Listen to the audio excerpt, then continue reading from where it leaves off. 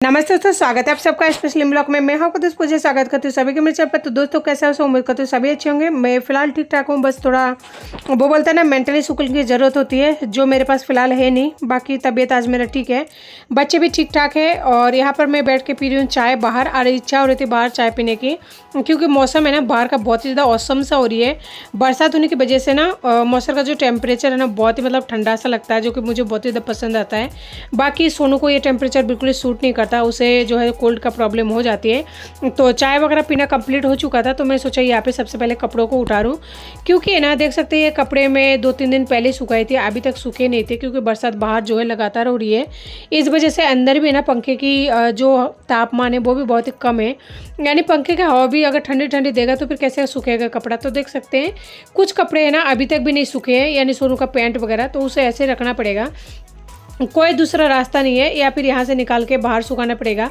क्योंकि यहाँ पे भी है ना बाथरूम में बहुत सारे कपड़े हैं, उनको सुखाना है। तो एक तार को है ना खोलना पड़ेगा, यानी ये वाले रस्सी को, क्योंकि ये बीच में रहता है ना, तो माथे में बार बार मेरा लगता रहता है, भूल जाती हूँ कि है ना बीच में मैंने रस्सी टाक रखी है। हर रोज़ ये काम नहीं होता ना, अगर अचानक से रूम के अंदर कोई भी रस्सी वगैरह टाकते हैं तो वो परेशानी हो जाती है। तो इसी वजह से उसको हटा दिया। और 2-3 दिन में भी कपड़े नहीं सुखाना तो बहुत ही ज़्यादा दुख की बात है, क्या कर सकते हैं। वैसे तो कोई दिक्कत नहीं है, बाबू के लिए मैं हमेशा जो है कोई भी कपड़ा हो घर का या फिर ट्यूशन का वो अलग से रख रखी हूँ। और देखिए बाथरूम में भी कितने सारे कपड़े हो रहे हैं, और ये सारे कपड़े है ना मैं धो के सुखा दिए, लेकिन 3-3 4-4 दिन हो गए हैं अभी तक नहीं सूखे, पूरा बाथरूम भरे पड़े हैं। बहुत तो शुक्र है भगवान का जो उन्होंने आइडिया मुझे दिया कि बाथरूम में भी कील लगा ले पूजा, नहीं तो बरसात के दिनों में है ना अकेली रहती परेशान हो जाएगी। और ख़ास करके तब यहाँ पे बाहर सुखाने की जगह नहीं है। ऊपर क्या होता था, बाहर है ना कील वगैरह टाक रखी थी, वहाँ पे मैं आराम से कपड़े सुखा लेती थी, कोई दिक्कत नहीं होता था, और रूम में एक भी कपड़ा सुखाने की ज़रूरत नहीं था। लेकिन जब से नीचे आई हूँ ना, तो ये कपड़े सुखाने वाला जो प्रॉब्लम है वो थोड़ा सा ज़्यादा है। लेकिन भगवान का इस बात की भी शुक्रिया अदा करना बनता है कि मैं नीचे आई हूँ, क्योंकि अगर मैं ऊपर रहती तो बच्चों को लेकर बहुत ज़्यादा वो बोलते हैं कुत्ते की मौत मरता है, तो वही वाले कुत्ते की मौत मरती। क्योंकि देखिए अगर एक इंसान सिंगल मॉम हो और 2 छोटे बच्चे हो, मुझे आप लोग देखते होंगे कितने बार बाहर जाना पड़ता है, कितने बार छोटों को मैं छोड़ के जाती हूँ। ट्यूशन जाना, यानी ट्यूशन उसको भेजना, ट्यूशन से लेके आना, बाज़ार जाना सब्जी लाना, और फिर सब्जी मतलब लेके आना, और भी दूध वगैरह लाने जाना, मतलब 70 काम होता है मुझे, है ना ऊपर नीचे जाना होता है। इस तरह के है ना बच्चों को छोड़ छोड़ के मैं कब तक तो जाती, कब तक काम करती। बच्चे कोई ना कोई दुर्घटना जरूर कर लेता। वो कहता है ना जो भी होता है भगवान की मर्जी से होता है, अच्छाई के लिए होता है, तो सही बात है। मेरे पति के जाने से पहले है ना मैं इस रूम में शिफ्ट हो गई, बहुत ही ज़्यादा अच्छा रहा। अगर उस रूम में मैं होती ना तो फिर बच्चे भी परेशान होते, मैं भी परेशान होती, और अकेले में इतने सारे सामानों को शिफ्ट करना शायद संभव नहीं था। तो बस इस बात के लिए भगवान का दिल से शुक्रिया। वो कहते हैं ना भगवान दिखता नहीं है लेकिन होता ज़रूर है, और किसी न किसी रूप में कैसे ना कैसे करके आपकी मदद ज़रूर करता है। तो जाने से पहले नीचे शिफ्ट भी हो गई, जिसकी वजह से मुझे कई सारे फ़ायदे हो गए हैं। दूध लाने जाती हूँ, ट्यूशन भेजने जाती हूँ, बच्चों को बार बार मैं स्कूल ले जाना, और फिर स्कूल में ले जाने का मतलब कि गाड़ी में बिठाना वैन में, और फिर आते जब फिर उतारना, कई सारी ऐसी चीज़ें होती है जो मुझे डेली मतलब करना पड़ता है। और उसके लिए अगर आप चौथे मंजिल पर रहो, वहाँ से आओ नीचे और फिर ऊपर चढ़ो सामान लेके, तो ये सब चीज़ अगर करती तो बहुत ज़्यादा परेशान हो जाती। पता नहीं अब तक क्या होता क्या नहीं होता, लेकिन भगवान ने मेरा माथे पर है ना अपना आशीर्वाद बनाए रखा है। इस वजह से बहुत कुछ प्रॉब्लम जो है उन्होंने खुद ने सॉल्व कर दिया। ऊपर वाले जो मकान था ना, यानी जो फ्लैट था, उसमें एक प्रॉब्लम और था जो शायद मैंने आप लोगों से कभी शेयर नहीं किया। उसमें क्या छत से है ना पानी चूता था, और पानी चूने का मतलब जो छत पे ढलान था ना, वो सोने वाला जो रूम है उसकी तरफ था। तो इस वजह से जैसे बरसात का दिन आता या फिर कोई भी पानी वगैरह टंकी में उफन जाता, क्योंकि चारों टंकी यानी 4 फ्लैट के ऊपर तो है चौथे मंजिल, तो चारों जने की टंकी तो एक ही छत पर रखी हुई है। तो जिनका भी मतलब बॉल वगैरह नहीं लगा हुआ होता है टंकी के अंदर, आप सब जानते होंगे पानी की टंकी में बॉल लगाया जाता है ताकि पानी जो है उफान के मतलब नीचे ना पड़े। लेकिन जो लोग किराएदार होता है ना, उनको कोई फ़र्क नहीं पड़ता, वो लोग आते हैं अपना रहते हैं, जितने दिन रहना होता है उसके बाद में चले जाते हैं।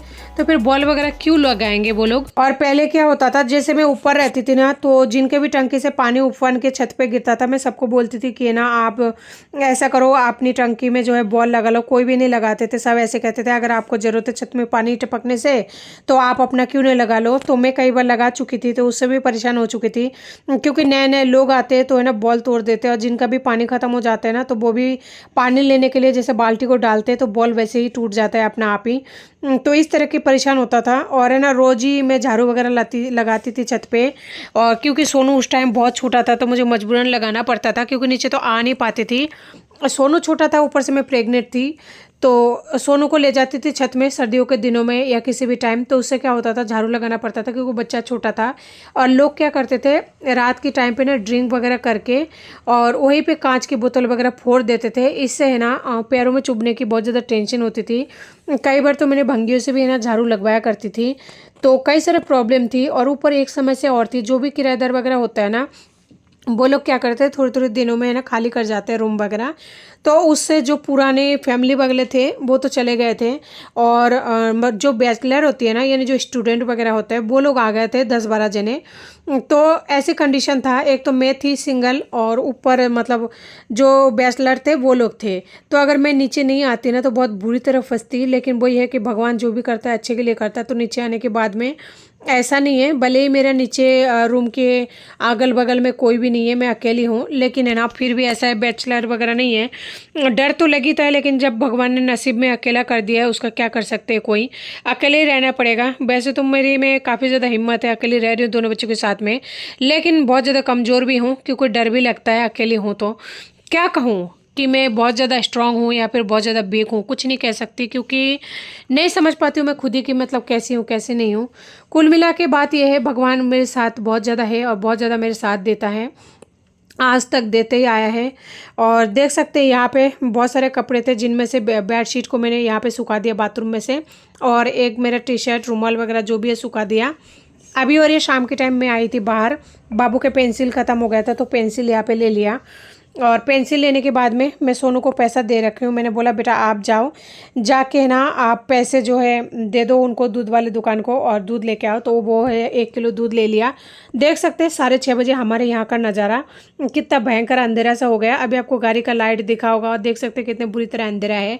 और नीचे जो फ्लैट है ना उनमें कोई भी नहीं है। तो बाबू फाइनली आ चुका है रूम के अंदर। उसके बाद में मैं जो है सोनू को और छोटू को, यानी कि दोनों को है ना थोड़ा सा पढ़ाने की कोशिश कर रही थी। और यहाँ पे देखिए छोटू ने सारे किताबों को फाड़ फूड़ के कंप्लीट कर रखा है, और ये सोनू के तो एक भी किताब नहीं है, सारा फाड़ फाड़ के ऐसे हाल बना दिया है। वैसे तो टाइम नहीं मिलता है इन दोनों बच्चों को लेके बैठने की, दोनों का तो छोड़िए, सोनू को लेके बैठना सबसे ज़्यादा मेन है, क्योंकि स्कूल में कुछ भी पढ़ाई नहीं हो रहा है। 3 दिन 4 दिन हो चुका था, मैं ना उसे हिंदी का कॉपी भेजी नहीं थी, यानी कि जो किताब है।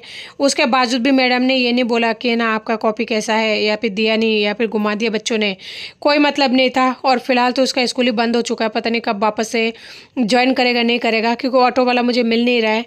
अब देखते हैं, भगवान पर ही भरोसा है, जो भी करेंगे वो ही करेंगे। और जो भी सोच रखा है मेरे बेटे के लिए अच्छा ही सोच रखे होंगे, कोई ना कोई तो होगा मदद करने वाला, कुछ ना कुछ तो होगा इंतजाम। बस आप लोगों के आशीर्वाद दुआ की ज़रूरत है, मुझे पता है आप लोग जरूर करेंगे। तो जी जैसे कि आप लोगों ने देखा थोड़ी सी देर पहले कि सोनू ट्यूशन से आया और दूध लेके आया। तो जी कहने का मतलब ये है शाम की टाइम, और शाम की टाइम मैं यहाँ पे कर रही हूँ रूम के क्लीन, यानी कि साफ़ सफाई।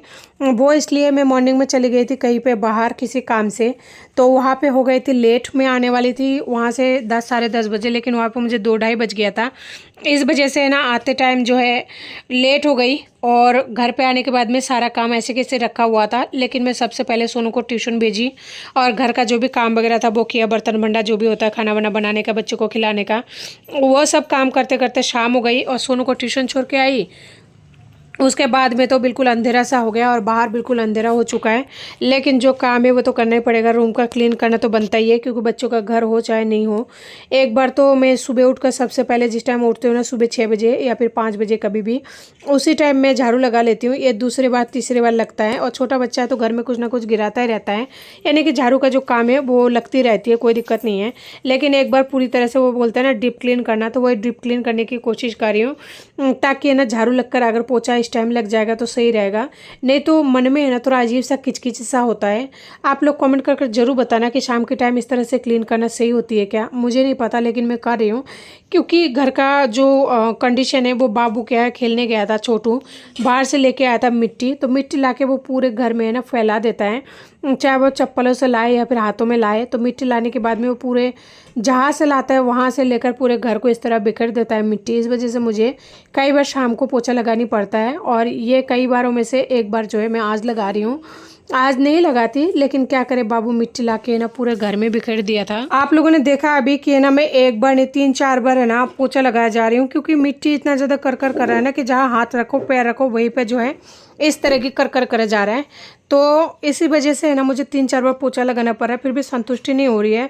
हालांकि एक बार अगर पोछा लगाते हैं ना बहुत ही अच्छी तरह से तो सही हो जाती है। और आज है ना पोछे का बाल्टी भी जो है थोड़ा सा बिजी हो रहा था, इसलिए बस नल में जा रही हूँ, पोछे को बहुत ही बड़ी तरीके से धो रही हूँ और इस तरह से लगा रही हूँ। क्या कर सकते हैं, कई बार बर्तन भी है ना इस तरह कपड़े भिगोने की वजह से बुक हो जाती है और उसके बाद में थोड़ा पोछा लगाने में परेशानी हो जाती है। तो बड़ी मुश्किलों के बाद में ना आज मैंने इस रूम को साफ़ किया है। इसमें बहुत ही ज़्यादा मेहनत लगी है आज का जो पोछा है ना इसमें, क्योंकि बाबू ने पूरी घर में ना थैली भर के मिट्टी लाके पूरे बिखेर दिया था। और ये एक बार नहीं हर बार ऐसे ही करता है। पोछा लगाते रही हूँ, लेकिन फिर भी मन में ना एक डर सा है कि डर इस बात का कि बच्चे ऊपर बैठे हुए छोटू, वो अगर नीचे आ जाने तो पूरा पैर पर कर देगा। वो कहते हैं ना सारी मेहनत की बिल्कुल पानी फेर देगा, तो वही बात है। लेकिन शुक्र है वो अभी तक बैठा तो है। बच्चों में इतना ज़्यादा धीरज नहीं होती है, लेकिन फिर भी बैठा है, इतने मेरे लिए काफ़ी है। तो देख सकते हैं एक बार के लिए ना बहुत ही बुरी तरीके से क्लीन हो चुका है। अभी तो कोई भी चीटी ना धूल मिट्टी दिख रही है, लेकिन बस मेन बात यह है थोड़ी देर ये सूख जाए उसके बाद में बच्चे उतरे ना तो सही रहता है। लेकिन सोनू जो है उतर चुका था। और देखिए मेरी बदकिस्मती पूरी तरह से यहाँ पे कुकर की जो सीटी है वो ख़राब हो चुका है, रबर भी ख़राब हो चुका है। इसकी वजह से चावल जैसे बन रहा था, पूरा सीटी आने की वजह से पूरे घर में चावल है ना मतलब बिखर चुका है। यानी कि एक तरफ से मैं सही कर रही थी, क्लीन कर रही थी, दूसरी तरफ से भगवान जो है बिखरना स्टार्ट कर दिए थे। तो दोस्तों आप लोग देखते होंगे मेरा जो वीडियो है हर रोज कुछ ना कुछ नए चैलेंज के साथ शुरू होती है और नए चैलेंज के साथ ही जो है खत्म होती है, लेकिन चैलेंज कभी खत्म नहीं होता। क्या कहूँ, देखा आप लोगों ने कि क्या स्थिति हुई है कुकर का, वो भ्रष्ट तक हो सकता था। लेकिन इस टाइम मेरा इतना हैसियत नहीं है कि मैं दूसरा कुकर लेके आऊँ, क्योंकि अगर दूसरा कुकर लेने जाएंगे ना तो 1000 से लेकर 1500 के बीच में जो है बढ़िया कुकर आएगी। कल के वीडियो में आप लोगों ने देखा होगा एकदम से जैसे है ना मैंने गैस को चालू किया वैसे है ना बहुत ही धमाकेदार मतलब और वहाँ पे मतलब आग वो हो गई है और पूरी तरह से मेरी यहाँ पे बालों में भी मतलब आग पकड़ लिया था। और है ना यहाँ पे जैसे मैंने हाथों से ऐसा किया ना तो बहुत सारे बाल है ना ऐसे चूरा बन के आया था, यानी बाल जल चुका था और मेरे मुंह में भी थोड़ा सा आँच लगी थी गरमाश का। तो ऐसा ही होता है मेरे साथ है ना, रोज ही कुछ ना कुछ ऐसे दुर्घटना होती रहती है। ना जाने भगवान क्या लिख रखा है नसीब में, बस छोटे बच्चों के लिए डर लगता है, बाकी और कोई चीज नहीं है। कोई दिक्कत नहीं, लाइफ है चलती रहेगी ऐसे, कोई दिक्कत नहीं। अब तो आदत सी हो गई है। तो जी इसी के साथ लेती हूँ आज की वीडियो में आप लोगों से इजाजत, मिलती हूँ फिर इस नए वीडियो साथ में, तब तक के लिए नमस्ते।